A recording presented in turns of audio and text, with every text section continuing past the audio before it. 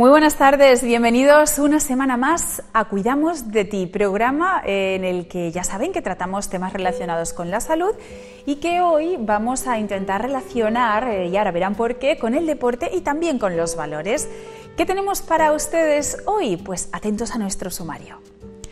Comenzamos con Centro Auditivo Ríos. Nos visitará Miguel Ángel Ríos, su gerente, y vamos a hablar de las diferentes pérdidas auditivas a las que se enfrentan ellos cada día en su clínica y cómo solucionarlas para que todo el mundo tenga la misma posibilidad. Escuchar bien. A continuación nos marcharemos hasta la clínica El Brillante, a su sección Oftalmología. El doctor Fidalgo nos hablará hoy de algo que es más común de lo que pensamos: la pinguécula y el pterigium. ¿Qué es? ¿Cómo se produce? ¿Cómo se cura? Él, el doctor Fidalgo, nos resolverá todas estas dudas. A continuación, el doctor Martin Thompson nos traerá un caso real con un paciente real y nos contará las dolencias que tiene este paciente y cómo se han resuelto o se están resolviendo gracias a la quiropráctica. Y para terminar ese tema del que les hablaba, nos visitará el presidente del Aula Olímpica del Círculo de la Amistad. Ellos organizan, además de muchas otras cosas que hoy trataremos en este programa, todos los años un ciclo de conferencias en el que se vincula la actividad física, el deporte, con la salud. Hablaremos, por supuesto, también sobre los valores olímpicos. Esa conjunción de estas tres cosas, valores, salud y deporte, hacen que el Aula Olímpica de la Amistad llene todas las charlas coloquio que da una vez al mes, el tercer lunes de cada mes, en el Círculo de la Amistad.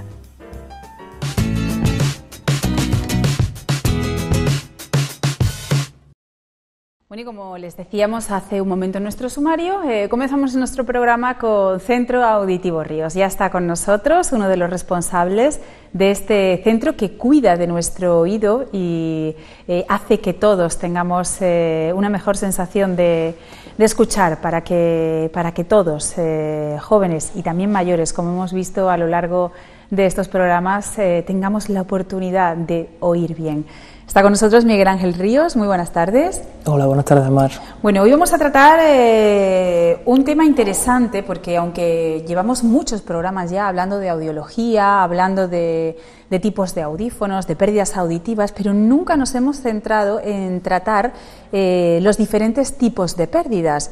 Sí que vimos la semana pasada que existían unas pérdidas severas.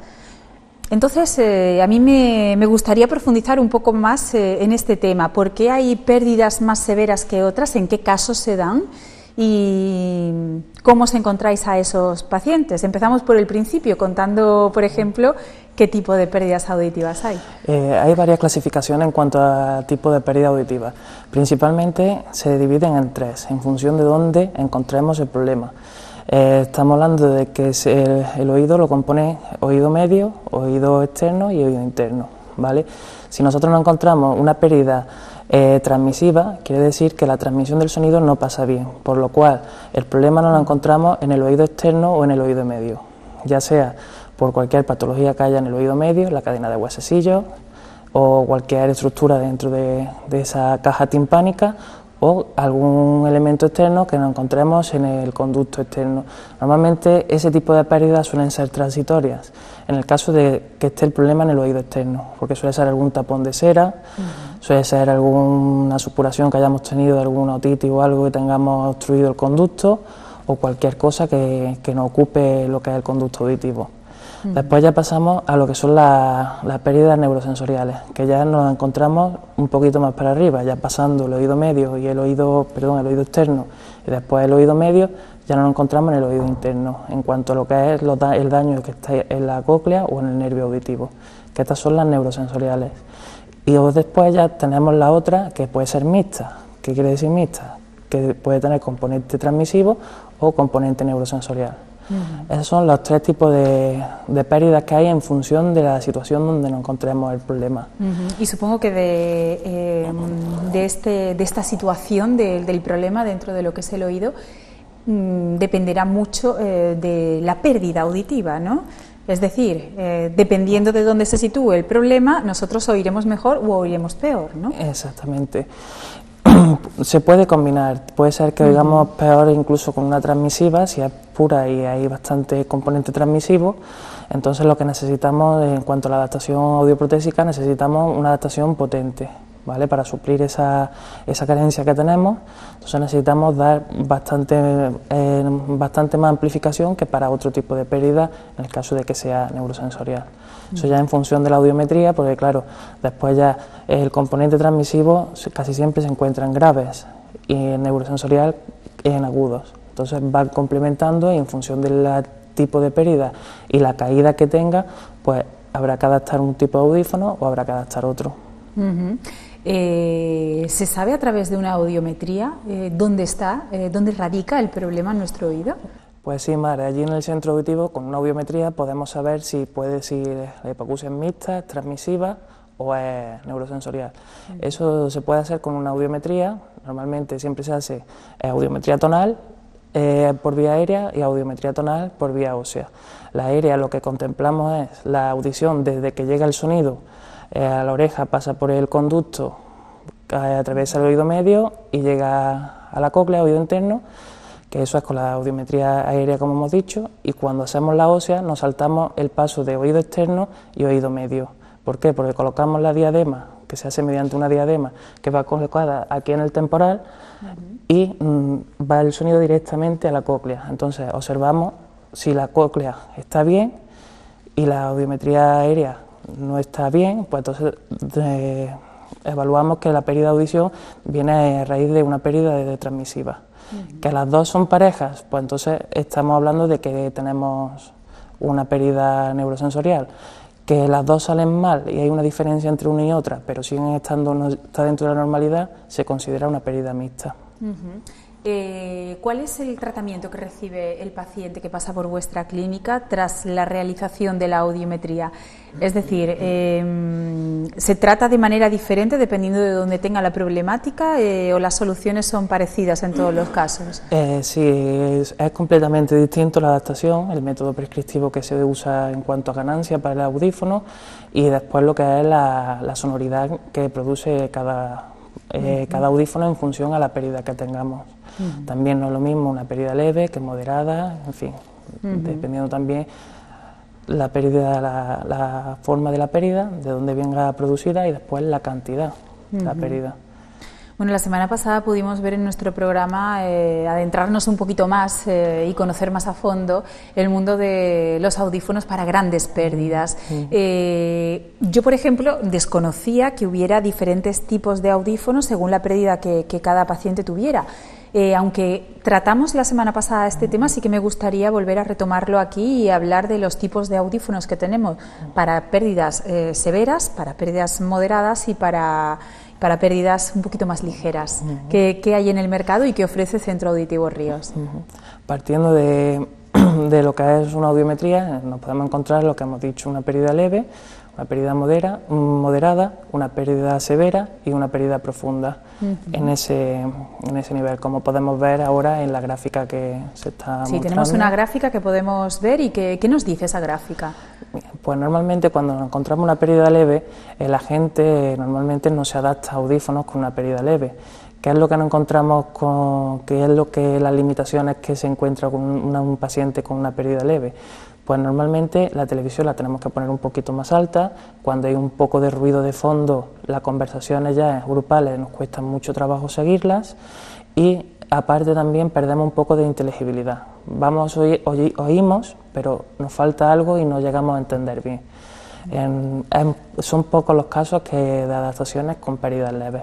Después ya cuando vamos con una pérdida moderada, ya ahí sí empezamos a tener limitaciones un poquito más drásticas. En una conversación incluso de una persona en un ambiente tranquilo, no hace falta de vez en cuando repetir en una conversación como la que estamos teniendo tú y yo, si hay una persona que a este tono y con este ambiente de silencio, si pregunta qué constantemente, podemos pensar que tiene una pérdida severa. No, moderada. Ah, moderada. Ya severa, que es la siguiente, sería prácticamente, ahora mismo en el tono que estamos, le costaría muchísimo trabajo seguir la conversación. Ya no sería qué, ya sería no lo estoy oyendo, me acabo por aislar y sí, pero al final no se... Soy no incapaz de responder, exactamente. de llevar la conversación. Y ya profunda, pues ya todavía pues simplemente se está ayudando de la lectura labial, porque esta conversación no iría en nada, no tendría ninguna sensación sonora. Una pregunta, las personas que con una pérdida, la vamos a hacer al revés la pregunta, ¿en qué punto se encuentra una persona a la que, por ejemplo, ya no se la puede dejar conducir? Porque no escucha si le están tocando el claxon, el coche de al lado, porque no es capaz de saber si tiene el intermitente puesto y está como aislada dentro de su coche. Eso es muy relativo, porque hay gente a lo mejor que se desenvuelve bastante bien a pesar de la pérdida de audición para conducir, porque siempre cuando nos falta un sentido desarrollamos otro. ¿Vale? Pero sí es verdad que con una pérdida ya severa, moderada, casi severa, pues tendríamos limitaciones en ese aspecto. Siempre es eso, al final acabamos desarrollando una capacidad para poder suplir las otras necesidades que tenemos, pero con una pérdida severa, moderada hacia severa, ya no oímos los intermitentes, posiblemente no oímos el claxon, si además nos gusta poner la radio y la tenemos que poner alta porque no la oímos, pues más nos aislamos todavía. Y bueno, como preguntábamos antes, esos audífonos que ofrece el mercado para este tipo de pérdidas, hoy día hay adaptaciones para todo, ¿no? Sí, hoy en día hay adaptaciones para todo y como ya hablamos la semana pasada, lo que normalmente es más complicado es adaptar a pérdidas severas profundas, porque suele haber zonas cocleares muertas y entonces el oído no responde igual y suele haber falta de inteligibilidad y demás. Y el mercado está orientado para todo tipo de pérdida, pero claro, esa necesita un especial cuidado y un especial avance para poder suplir lo que ahora mismo es complicado de suplir. Bueno, ante cualquier duda, mejor acudir al audiólogo, al Centro Auditivo Ríos en este caso, someterse a una audiometría, ¿verdad? Y conocer el estado en el que nos encontramos y el grado de afectación que tiene nuestro oído, ¿no? Exactamente. Muy bien, pues Miguel Ángel Ríos, de Centro Auditivo Ríos, muchísimas gracias por haber estado una semana más con nosotros y nos seguimos viendo en sucesivas entregas para conocer más a fondo, si cabe, nuestro oído, cómo funciona y, por supuesto, toda la tecnología que pone el mercado a nuestra disposición para que todos podamos escuchar mejor. Muchas gracias. Ha sido un placer, muchas gracias. Gracias, Dimar. Bueno, nosotros continuamos con nuestro programa y a continuación nos marchamos hasta la Clínica El Brillante. Allí está preparado, como cada semana, el doctor oftalmólogo Álvaro Fidalgo. Hoy vamos a hablar de la pinguécula y el pterygium.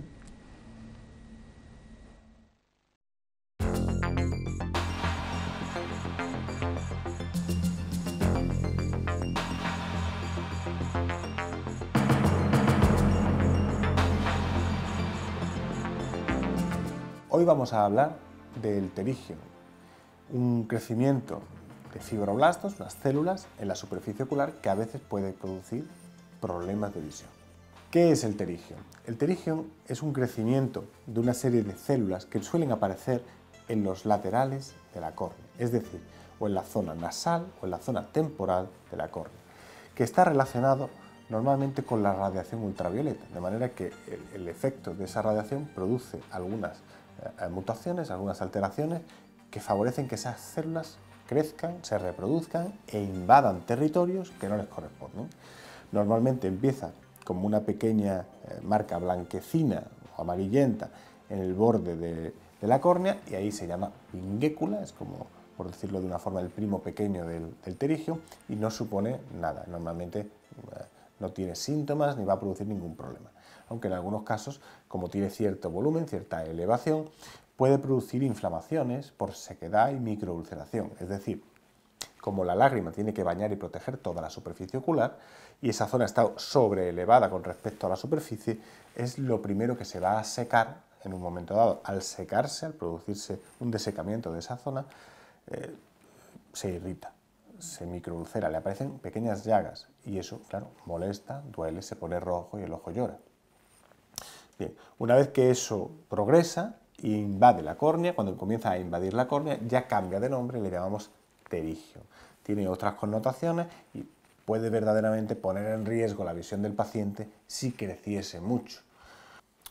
La mayoría de este tipo de células o cúmulos de células se quedan en nada, es decir, cuando es una pinguécula, cuando es pequeñito y todavía no ha invadido, lo más normal es que no progrese, pero en algunas personas puede progresar a pterigión. Cuando es un pterigión pequeño, lo normal es que no progrese, pero en algunas personas puede progresar e invadir verdaderamente la córnea llegando al eje visual. ¿Cómo podemos prevenir ese tipo de mutaciones y de crecimientos? Sobre todo protegiéndonos de la luz ultravioleta. Es el factor fundamental que se sepa. Hay otros que no se conocen, también la raza es importante, pero eso no lo podemos cambiar. De manera que una buena gafa de sol que filtre de verdad la radiación ultravioleta es lo mejor que podemos hacer. Un sombrero, una gorra, una gafa de sol que proteja la zona de la hendidura palpebral del sol. El diagnóstico de este tipo de patologías es puramente clínico. El oftalmólogo, una exploración sencilla de la lámpara de hendidura nos va a dar el diagnóstico. La actuación a este respecto, como hemos hablado, principalmente la protección de los posibles factores que produzcan que avance. A pesar de eso, algunos van a avanzar. Si de verdad están poniendo en riesgo la visión, es decir, si el pterigión invade la córnea y está acercándose, creciendo hacia el eje visual, y eso se observa en consultas sucesivas en la consulta de oftalmología, si vemos que verdaderamente crece y lo que tenía 1 milímetro ahora tiene 2 o 3, ahí sí es una indicación quirúrgica. El único tratamiento de esta patología es la cirugía, aunque normalmente no somos muy agresivos porque la mayoría se quedan donde están, no progresan. Si hay progresión o si da muchos problemas de irritación, ojo rojo, lagrimeo, o si es un problema estético, se puede atacar quirúrgicamente.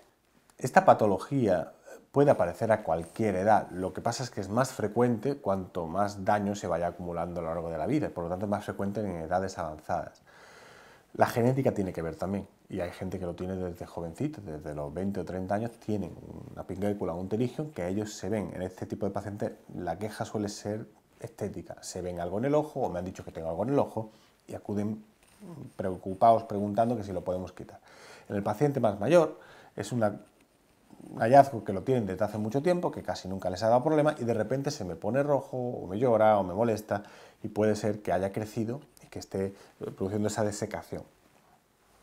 En cualquier caso, sí, la única opción es la cirugía. Se puede tratar con gotas, con tratamiento antiinflamatorio en los casos que sean molestos y si con eso la buena lubricación del ojo permite que no se inflame, no hay que hacer nada más, pero si queremos quitarlo tiene que ser quirúrgicamente. En la cirugía del pterigión hay varias formas de tratamiento. Desde la extirpación simple, es decir, simplemente recortar la zona de conjuntiva, un triángulo de conjuntiva donde está localizado ese pterigión, arrancarlo de córnea y dejar la conjuntiva que se cicatrice de forma natural. Esto es una técnica muy antigua que todavía se sigue utilizando y es muy rápida. Pero tiene un problema, que son las recidivas, es decir, esta enfermedad tiene gran tendencia a volver a salir. Para intentar evitar o disminuir en la medida de lo posible las recidivas, lo que solemos hacer últimamente es un injerto, es decir, cogemos parte de la conjuntiva sana de otra zona del ojo y la colocamos en la zona que hemos dejado denudada, en la zona que hemos quitado, para que esa conjuntiva sustituya a la dañada. Con esto disminuimos la tasa de recidivas de la enfermedad. A veces realizamos un colgajo rotacional, es decir, simplemente rotamos un trozo de conjuntiva, y a veces simplemente un injerto completamente libre, es algo más difícil y algo más técnicamente más tiempo quirúrgico y más costoso, pero tiene mejores resultados a nivel de recidivas. El posoperatorio de esta cirugía es molesto. ¿Por qué? Porque normalmente la zona que está invadiendo la córnea se va a quedar desnuda, se va a quedar ulcerada y eso tiene que cerrar. Y, bueno, pues una úlcera en la córnea molesta. Y la zona de la conjuntiva que hemos tocado, que hemos trasplantado, que hemos rotado, también está desnuda y también está con puntos y eso produce rozamiento. Por lo tanto, el posoperatorio de este tipo de cirugía, la cirugía del pterigión, de una forma o de otra, suele ser molesto los 2 o 3 primeros días y luego bastante más llevadero. Al contrario que otras cirugías en las que el paciente tiene una recuperación muy rápida, como la catarata o la cirugía refractiva, aquí suele ser algo más farragosa. ¿Pueden quedar secuelas por esta patología? Sí. Cuando la enfermedad ha progresado mucho, el crecimiento ha sido agresivo o se ha dejado mucho tiempo entre revisiones y ha invadido realmente el centro del eje visual, al retirar ese tejido que está imbrincado en la córnea, vamos a producir no solo la úlcera donde se va a quedar, sino que esa úlcera, si es profunda, al cicatrizar, puede no cicatrizar de la misma forma, no cicatriza transparente. La córnea es transparente porque sus fibras de colágeno están ordenadas y entrelazadas de una forma concreta. No así, por ejemplo, en la parte blanca del ojo, que se llama esclera, que tiene el mismo tipo de colágeno, pero ordenado de una forma mucho más caótica. Por eso es blanco y no transparente. Bien, cuando la cicatriz no es ordenada, se produce una pérdida de transparencia y esta pérdida de transparencia va a percibir el paciente como una nube central o como una disminución de la agudeza visual. ¿Qué se puede hacer?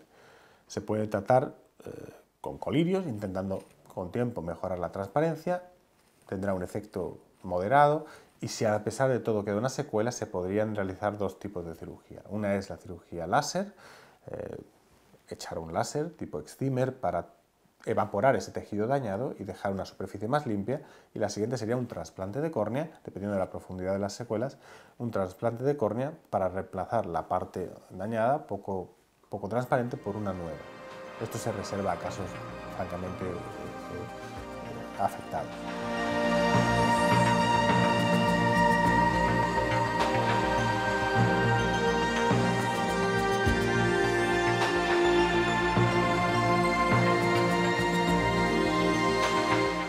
Continuamos con nuestro programa de salud, Cuidamos de ti, ya lo saben, aquí todos los martes en PTV a las 8:30 de la tarde, y como cada semana nos acompaña el doctor Martín Thomsen de Clínica Quiropráctica Thomsen. Muy buenas tardes. Buenas tardes. Esta semana también viene acompañado por uno de sus pacientes que presentamos a continuación. Él es Antonio Ortega. Muy buenas tardes, bienvenido.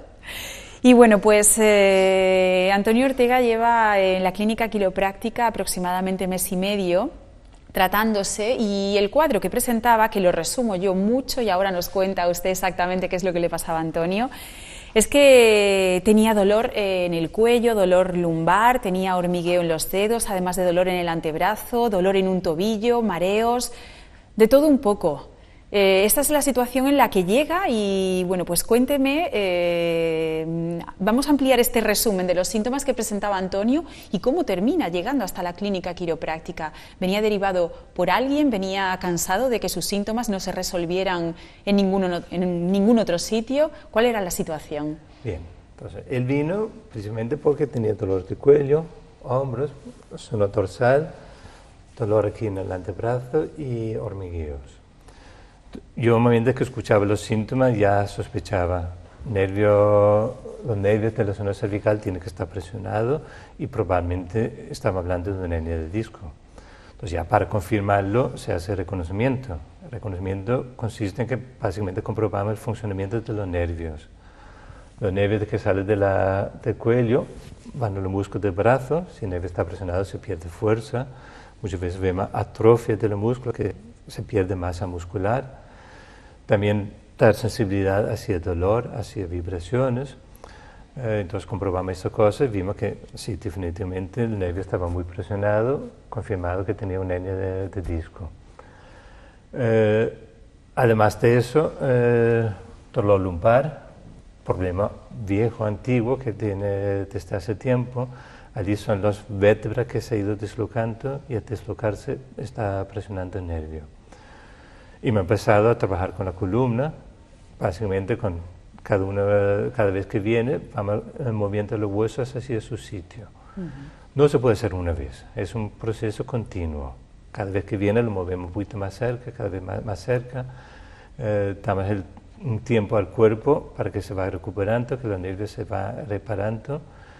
Y está mejorando bastante bien. Antonio, ¿cuál era su situación? ¿Cómo da con el doctor Thomsen?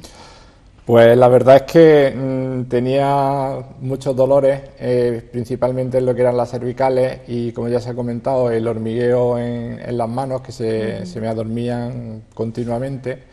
Y el tratamiento que he estado tomando pues ha sido a base de antiinflamatorios. El antiinflamatorio me aliviaba un poco la situación y me permitía desarrollar más o menos mi trabajo, pero era una cosa permanente. En el momento que lo dejaba, pues ya estaba otra vez con el dolor.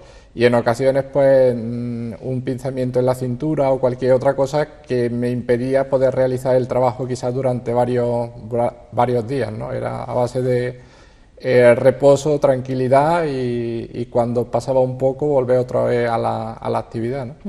Y cuando ya me puse en contacto con el doctor, pues la verdad que sentí un alivio muy grande. Entiendo que requiere tiempo, que no en una sola sesión o en varias sesiones no se va a solucionar el problema, pero yo he notado una mejoría muy considerable. Desde las primeras sesiones. ¿Esos antiinflamatorios que tomaba para mejorar la situación era automedicación o había ido a algún médico, fisioterapeuta que le había aconsejado otros tratamientos además de ese tratamiento sintomático que es el antiinflamatorio? Pues eran prescritos por el médico de cabecera. También estuve en el especialista, el traumatólogo, quien me diagnosticó que tendría que operarme del túnel carpiano porque tenía evidentemente el hormigueo que tenía en los dedos y esa sensación que tenía en la mano era porque el nervio estaba oprimido. Entonces yo decliné de operarme del túnel carpiano por la experiencia de otras personas que conocía y he ido sobrellevando en cierto modo los dolores hasta que ahora en realidad pues estoy experimentando una mejoría muy considerable. Cuando iba al médico, además de comentarle la posibilidad de una cirugía, ¿le decía algo más? ¿De dónde venían esos problemas o no ha sido capaz de identificarlos? Bueno, las radiografías identifican que hay una hernia en las cervicales y que es la que produce el dolor, y simplemente la receta es que esto es muy doloroso y vas a tener épocas de una manera y vas a tener épocas de otra manera diferente. También estuve dándome masajes en un quiropráctico, una cantidad considerable de sesiones y no sentí mucho alivio, quizás algo de alivio, pero no al grado que lo estoy experimentando ahora. Bueno, creo que se ha referido a un quiromasajista, ¿no? Un quiromasajista con esos masajes. Pues el caso de él es bastante típico. Al principio, los médicos lo estaban viendo como dos diferentes problemas. Un pinzamiento en la muñeca y una hernia de disco de aquí. De manera quiropráctica mirarlo lo miramos un poquito más holístico. Decimos, mira, el nervio está presionado aquí, sabemos que eso lo debilita y ahora una pequeña presión en la muñeca va a causar también los síntomas de túnel carpiano.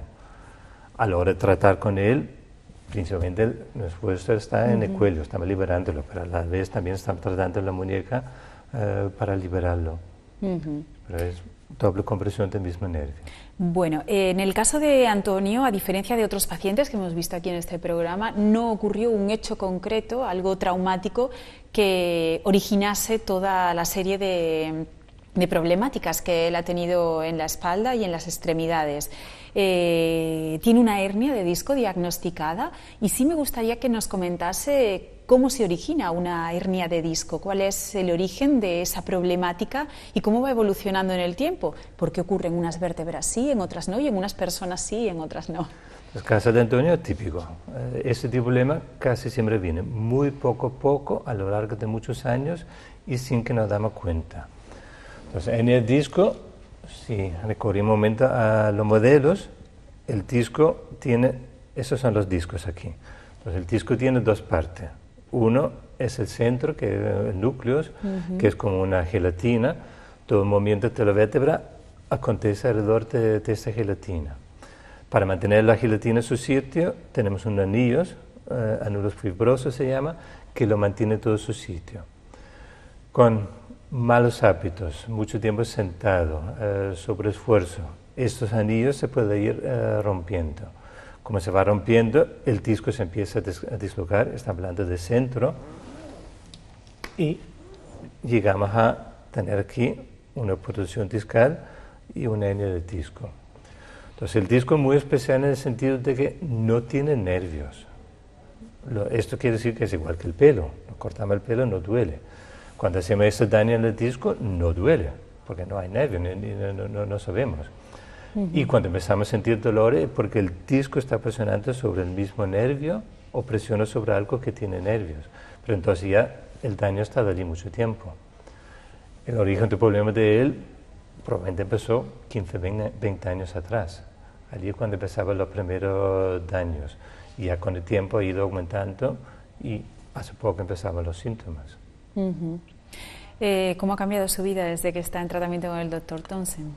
Pues la rigidez que yo tenía en lo que era el cuello me ha desaparecido y me encuentro mucho más ágil para poder realizar mi trabajo, y los dolores pues también han desaparecido. Ahora no dependo de un fármaco, de una pastilla para poder realizar el trabajo, sino que siguiendo su recomendación también la he dejado a un lado y me encuentro con mucha más agilidad para trabajar. ¿Cuánto tiempo de tratamiento le queda a Antonio? Los hernias discos son más lentos. Llevamos 1 mes y medio, caso de él estamos calculando unos 4 meses en total. Pero al final solo va viniendo una vez por semana, ir estabilizándolo. Entonces, en cuestión de tratamiento hemos hecho más o menos la mitad de lo que calculo que vamos a necesitar en total. ¿Y qué futuro le espera a Antonio y sus dolores? Normalmente, una vez que está bien, si se porta bien, uno no tiene por qué volver a tener problemas. Yo tengo, bueno, a lo largo de 30 años trabajando, he tratado muchos pacientes que son albañiles, carpinteros, trabajo físico con hernia de disco. Le tratamos y cuando yo lo veo años atrás, después en la calle, se sigue encontrando bien. Entonces, solo cuestión de que evita esfuerzo muy grande y que no tenga más accidentes. El disco no lo recuperamos en ningún caso, ¿no? Esta degeneración que acontece, sí, no se puede ir para atrás. Ahora, con los tratamientos sí podemos pararlo, liberar el nervio, mover el disco un poquito y hacer que se cicatrice allí. Una vez que está bien cicatrizado, queda fuerte. Nunca va a quedar tan fuerte como al principio, pero lo suficientemente fuerte para que se pueda tener una vida normal. Pues Antonio Ortega, paciente de Clínica Quiropráctica Thompson, muchísimas gracias por haber estado con nosotros, por habernos contado su experiencia, y nos alegramos muchísimo de que el tratamiento esté funcionando y de que se encuentre muchísimo mejor y pueda hacer una vida normal en su día a día. Muchas gracias. Muchas gracias a usted. Doctor Thompson, nos vemos en sucesivas semanas para seguir hablando de quiropráctica, de soluciones y de calidad de vida. Perfecto, muchas gracias. Ha sido un placer. Igualmente. Nosotros continuamos con nuestro programa de salud. Cuidamos de ti. ¿Tienes algo que contarnos? Envíanos un correo electrónico o déjanos un mensaje de voz o vídeo en WhatsApp. Si lo prefieres, contacta con PTV Córdoba a través de las redes sociales, Facebook, Twitter o Instagram.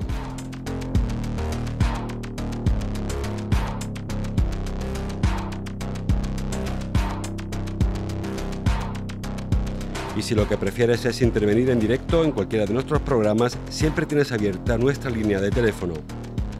PTV Córdoba, más de 30 años mirando por ti. Bueno, y en la recta final de nuestro programa tenía yo mucho interés en mostrarles una opción que tenemos en nuestra Córdoba y que conjuga dos aspectos importantes muy relacionados con el tema que tratamos en nuestro programa, en Cuidamos de Ti. Hablamos de salud y de deporte. Ya sabe que son dos vectores que tienen que confluir siempre.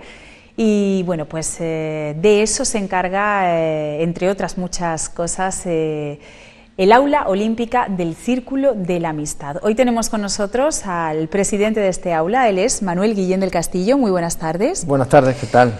Son muchas las actividades que realiza este aula olímpica del Círculo de la Amistad, por supuestísimo, todas vinculadas al mundo del deporte, pero también tienen esa vertiente formativa.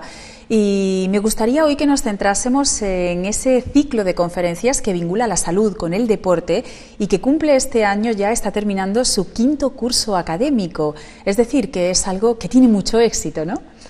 La verdad es que se mantiene por eso, porque está muy relacionado con lo que es la actividad física, el deporte, la salud y los valores que aporta el hecho físico y el deporte. Como tal, pues bueno, ha venido transcurriendo durante estos 5 años, apoyado siempre por instituciones que le han parecido una idea loable para la sociedad cordobesa. Desde el Círculo de Amistad y de nuestra aula pues se une a este proyecto el Colegio de Médicos al cual pertenezco y también la Real Academia, ¿no?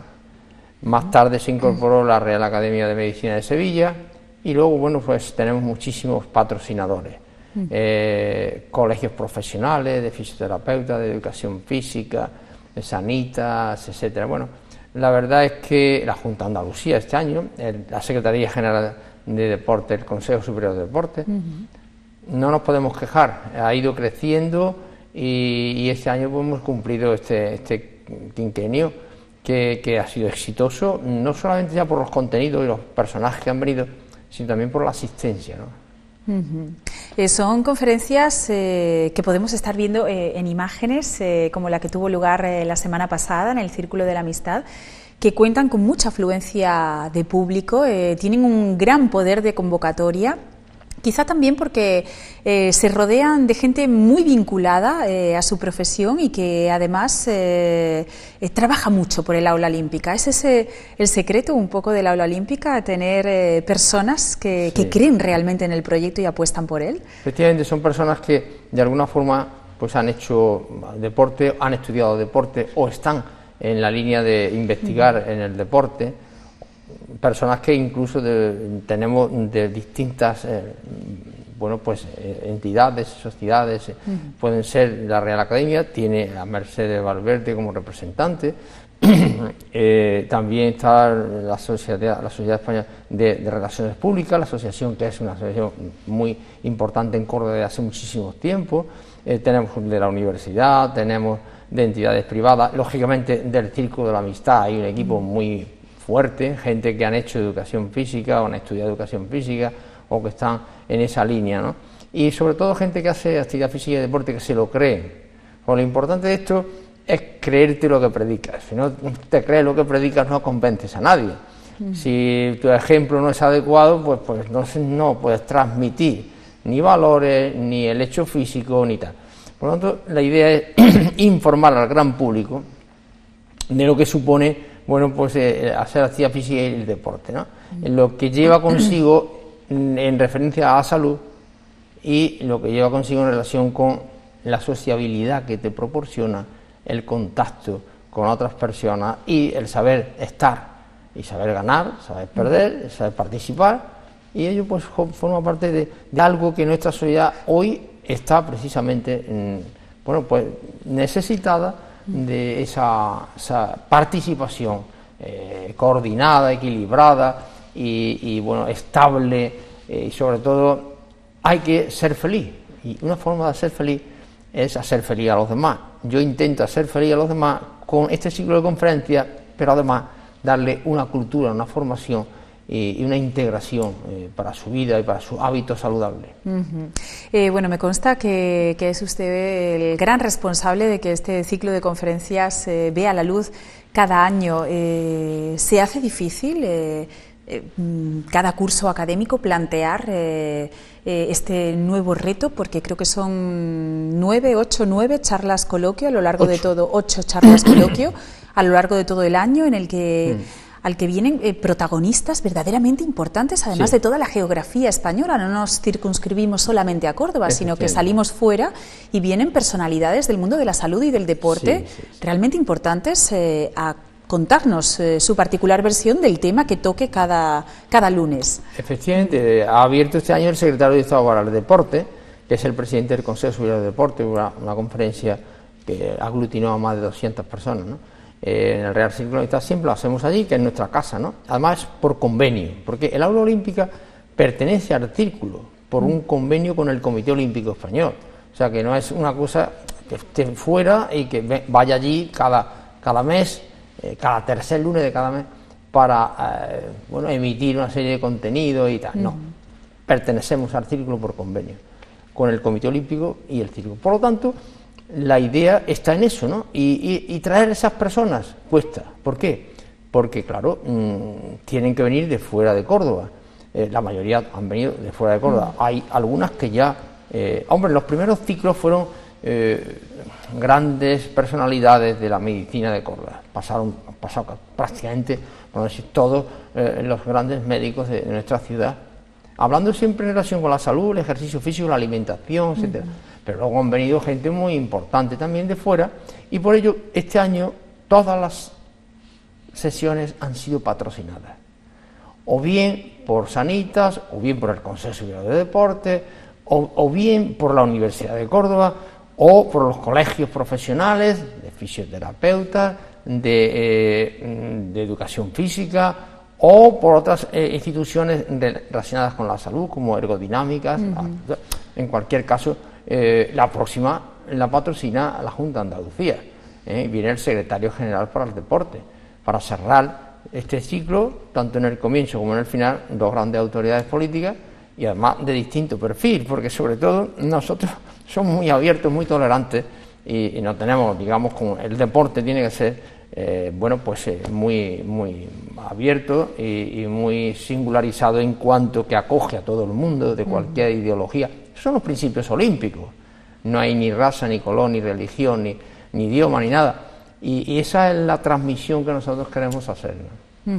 Y bueno, a lo que nos ocupa, que es esa mezcla magnífica del deporte con la salud, ¿qué temas se han tratado? Ya nos ha indicado que en el primer ciclo de conferencias, hace ya 5 años, pues pasaron autoridades médicas cordobesas hablando de diferentes temáticas, pero a lo largo del resto de los 4 años se han tratado muchos temas, entre ellos algunos tan difíciles de abordar, como es, por ejemplo, el tema de la muerte súbita en el deporte. Es decir, pónganos ejemplos y cuéntenos qué es lo que se ha podido escuchar y aprender en este aula olímpica, el Círculo de la Amistad. Precisamente ese tema es problemático, ¿no? Porque la muerte súbita es un hecho que está ahí, que hay que parar, ¿no? Y hemos hecho desde 2 enfoques distintos la presentación de contenido de la muerte súbita. Por ejemplo, vino un experto bioquímico de Madrid que trató el tema desde la perspectiva de la genética. Claro, eso es muy importante, porque muchas veces, bueno, ¿y esto por qué tal? No, por falta de entrenamiento, no, es que hay caracteres genéticos que pueden ser detectores de este tema. Luego este año se ha tocado desde una perspectiva distinta, ya desde la perspectiva médico-deportiva, y para ello ha sido otra ergodinámica la que nos ha traído un experto de Cataluña, ¿no? Pero por otra parte se ha tocado prácticamente, yo no creo que se nos haya quedado algo en el tintero en relación con, por ejemplo, traumatología, corazón, aparato digestivo, aparato respiratorio, aparato locomotor, reumatología, fisioterapia. O sea, es que se han tocado todas las ramas posibles y especialidades posibles, hasta la vista, la vista y el deporte. Todo en relación con la actividad física y el deporte, ¿no? La visión, oftalmología. Mujer y deporte, ¿no? También se ha tratado. ¿Qué repercute en cada cosa? ¿Qué patología? ¿Qué hay que prevenir? ¿Cómo hay hombre, la dermatología, el tema del sol, del deporte, tal? ¿Cómo prevenir todo eso, no? Bueno, pues han venido gente que tiene mucho que contar, que decir, y que han publicado cosas muy serias en este ámbito: endocrinología, psicología, neurología. Bueno, esto ha hecho que coja un caché el ciclo muy importante. Y el año que viene ya... Eso iba a preguntar, ¿habrá una 6ª edición? habrá, ¿no? Como primicia, esto no nos lleva mucho tiempo, Esto es un tema que cuesta mucho trabajo, porque yo lo empiezo a preparar antes del verano. O sea que yo ya, en el mes de julio, yo ya tengo al 90% cerrado todo. Entre otras cosas porque hay que pedir el salón del círculo, tiene un protocolo previo. Y las agendas de todas las personas que vienen. Claro, y luego todas las personas que vienen tienen que saber qué día pueden ver, y hay que coordinar con sus posibilidades, ¿no? Y sus programas y sus agendas, ¿no? Por el año que viene le vamos a dar un perfil un poco más, digamos, distinto. La idea es traer a un deportista o una deportista de élite y un experto que de alguna forma tenga relación con ese tipo de deporte. Por ejemplo, viene un tenista, ¿no? Bueno, pues a lo mejor ese día viene alguien que sea un experto en fisioterapia del tenis, por supuesto así, ¿no? Un gran deportista de élite y a lo mejor un gran experto, o un preparador físico, un médico traumatólogo, un recuperador, de manera que vamos a enfocarlo trayendo a ser posible siempre alguien de élite, ¿no? Del deporte nacional, y acompañado de una persona que tenga una cierta vinculación, entrenador deportivo de prestigio, preparadores físicos, médicos del deporte especializado en... Por ahí van un poco, eso es una primicia, ¿eh? Una primicia, y además suena muy, muy interesante, así que yo le animo a que siga, a que empiece prácticamente a trabajar en ello para que antes del verano esté todo cerrado. Saliéndonos un poco del ciclo de conferencias, ¿qué más tiene previsto el Aula Olímpica? Porque es un ente que no para, está siempre activo, en movimiento, generando ideas y creando, si lo podemos llamar así, contenidos, ¿no? Hombre, pues tenemos una parcela que queremos tocar. Es el de los disminuidos, los paralímpicos, por llamarlo, para que conozcan las personas que nos estén oyendo, que tenemos necesidad de dedicarle un programa a todo lo que significa el paralímpico.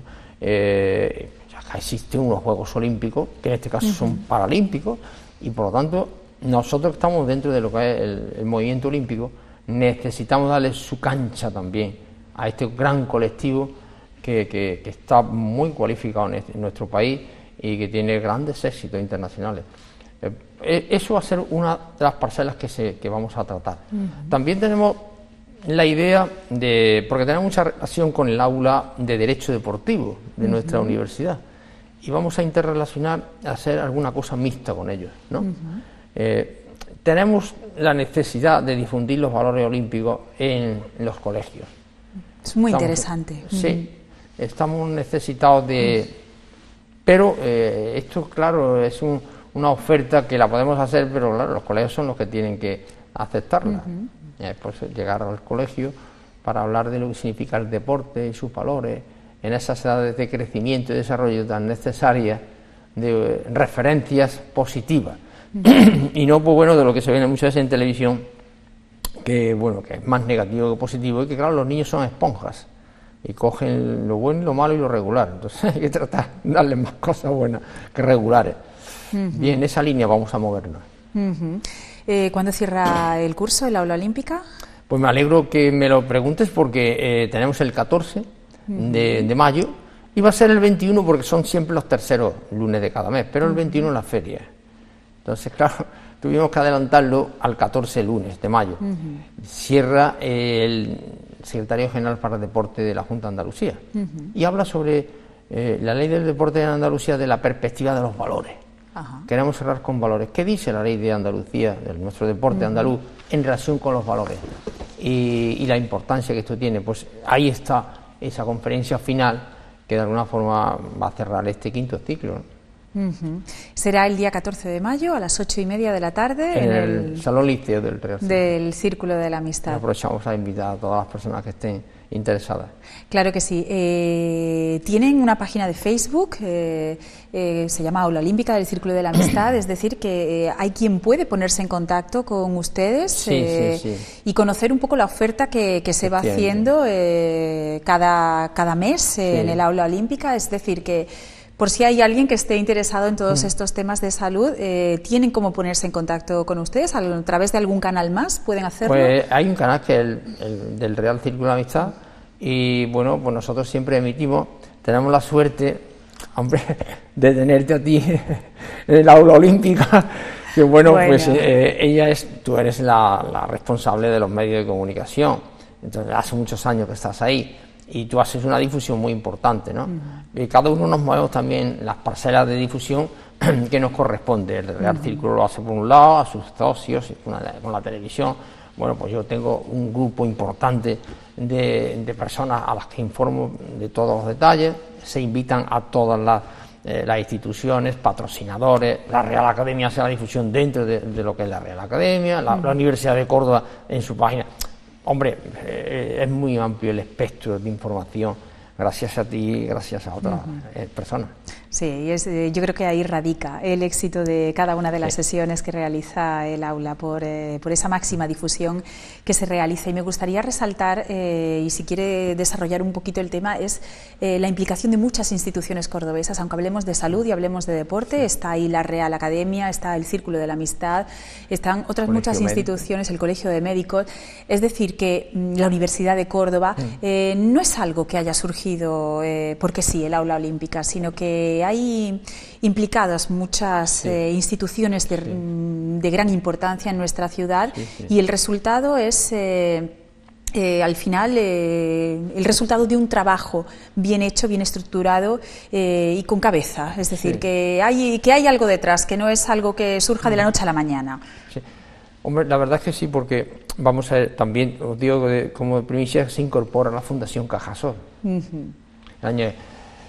Ahí, bueno, pues para nosotros es también muy importante que esté en Gofi y los dos gimnasios, uno grande, popular y otro más, que dan, bueno, pues una imagen muy importante en Córdoba. Y claro, otras como la clínica ergodinámica que hay en Córdoba, que nos trae a personajes de fuera. Sanitas es nuestro gran patrocinador. Sanitas está volcadísimo con nosotros. Porque ha visto que merece la pena, porque, hombre, pues trae a gente importante de Sanitas España, ¿no? Vino un jefe de traumatología de su hospital, de La Moraleja, y, bueno, que ha sido médico del Real Madrid, prestigiosísimo traumatólogo, ¿no? Pero por aquí han pasado gente como Pedro Guillén, el famoso traumatólogo, ¿no? Han pasado a la Escuela de Medicina del Deporte de la Complutense de Madrid. La verdad es que casi nos ruboriza un poco, bueno, pues cómo hemos podido traer a esas gentes. A coste económico cero, porque en principio no teníamos tantos patrocinadores. Ahora lo que pasa es que vienen por amistad, compromiso y por el deber intrínseco y propio de difundir lo que saben. Esto es muy loable. Hombre, nosotros le tenemos una atención muy propia de Córdoba, con nuestros cordobanos y nuestras cosas, que ya podemos desde hace ya dos ciclos pues poder regalar a esas personas, ¿no? Pero nunca vienen por dinero ni muchísimo menos, ¿no? O sea, los desplazamientos, los hoteles, cuesta nuestra, pero todo se ha podido sacar con elegancia, con distinción, con dignidad, y la gente se ha ido muy contenta de Córdoba, ¿no? El presidente el último, han estado ha sido el colegio, fue esa semana pasada, de licenciado en educación física. Bueno, pues ya quieren seguir participando el año que viene, pero eso pasó con la anterior, con la de marzo. Vino el presidente actual del Colegio de Fisioterapeutas, el hombre se fue encantado, porque claro, bueno, pues ya está pensando en quién va a traer el año que viene. Todo esto pues hace que no solamente ya Córdoba, sino también otras instituciones, bien de Andalucía o bien de España, los Gofi es una multinacional, Sanitas, pues igual, pues se integren y estén ahí y quieran participar. Ya es difícil, porque, hombre, pues a lo mejor no le ven, pero claro, la difusión es muy importante. Entonces son a muchas personas las que llegan estos mensajes y su logo y tal. Y bueno, pues si no la cosa no saliera bien, pues no estarían ahí. Vamos a intentar estar a la altura, que ya es difícil mantener el nivel, Mantener ya el nivel es difícil. Pero estoy segura de que se conseguirá, y más con este nuevo plantel de posibilidades que se nos abre en el 6º ciclo de conferencias, que será a partir de octubre del año que viene. Manuel Guillén del Castillo, presidente de este aula olímpica del Círculo de la Amistad, gracias por haber estado con nosotros, y bueno, lo mejor de cara al día 14, que cerramos curso académico, ¿sí? No sé si quería añadir algo más. Y bueno, pues a continuar trabajando de cara a... Vamos a intentarlo y vamos a ver si somos capaces de mantener el nivel adquirido y la competencia que hemos tratado de tener para nuestra ciudad, porque esto está hecho para Córdoba, o sea, y no quiero alargarme, pero sí es cierto que el Colegio de Médicos se apunta a ser organizador de esto. ¿Por qué? Porque quería sacar fuera de los cursos de formación que nos dan como médicos al gran público, a la ciudad, pues conocimiento de medicina, y esto pues lo han visto como una fuente importante de información para el pueblo de Córdoba.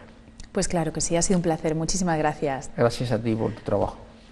Bueno, y ustedes ya saben, el día 14 de mayo a las 8:30 de la tarde en el Círculo de la Amistad se cierra este curso académico en el Aula Olímpica de la Amistad. Si no quieren perdérselo, las puertas del Círculo están abiertas para todos aquellos que deseen hablar de salud, de deporte y, como nos decía antes el presidente, de valores. Con esto nos despedimos, les dejamos hasta la semana que viene, les agradecemos su atención, que hayan estado un día más con nosotros y les convoco al martes que viene a las 8:30 de la tarde, como cada semana aquí en PTV. Cuidamos de ti. Gracias.